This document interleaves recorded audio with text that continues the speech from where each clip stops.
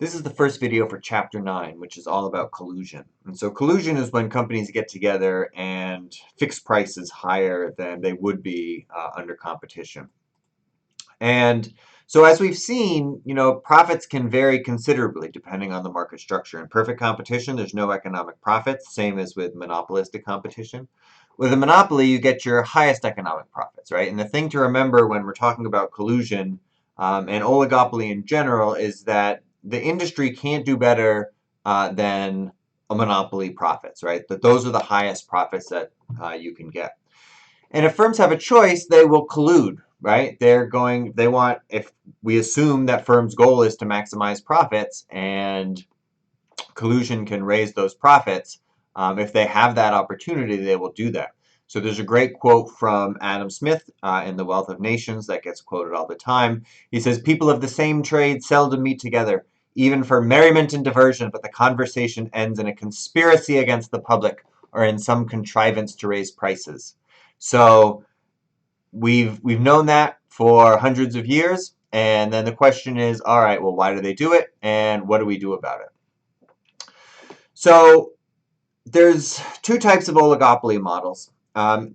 One assumes cooperative behavior, and one assumes non-cooperative behavior. And so we're mostly going to talk about cooperative behavior in this chapter, and then we'll leave the non-cooperative behavior for later chapters.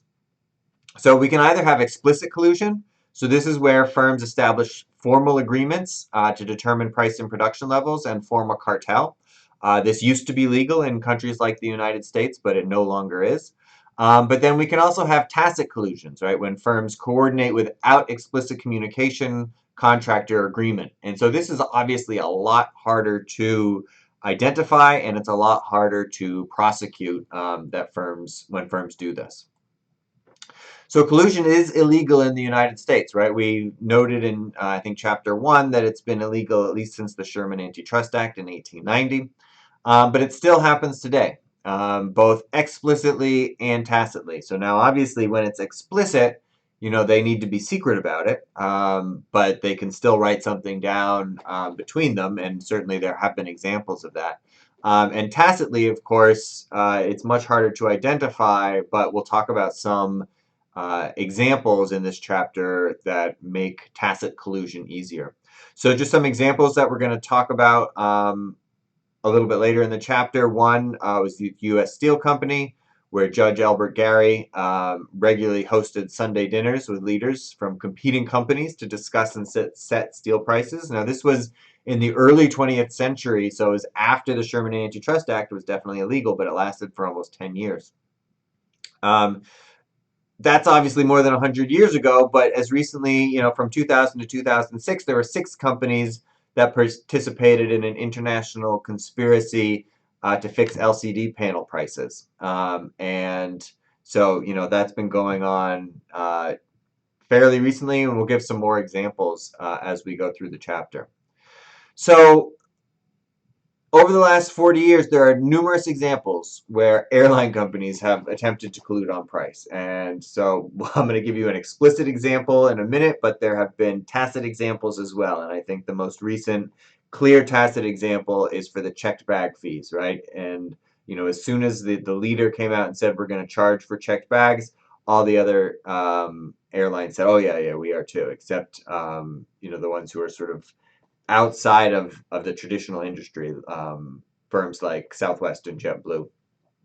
So on February 21st, 1982, Robert Crandall, president of American Airlines, called Howard Putnam, president of Braniff, to discuss price. And so here's the conversation. "I think it's dumb as hell, for Christ's sake, all right, to sit here and pound the rah out of each other, and neither one of us making a dime." "Well, I mean, what the hell is the point of it? But if you're going to overlay every route of Americans on top of every route that Braniff has, I just can't sit here and allow you to bury us without giving our best effort." "Oh, sure, but Eastern and Delta do the same thing in Atlanta and have for years." "Do you have a suggestion for me?" "Yes, I have a suggestion for you. Raise your fares 20%. I'll raise mine the next morning." "Robert, you'll make more money and I will too. We can't talk about pricing." "Oh, Howard, we can talk about anything we want to talk about." And Apparently, they could talk about anything they wanted to talk about. Putnam recorded this conversation, and it was published in the New York Times, but Crandall was not convicted because they didn't actually agree to anything. But had they agreed to anything, it definitely would have been illegal. So penalties have actually increased a fair amount. So before 1994, the largest corporate fine was $6 million for anti-competitive behavior.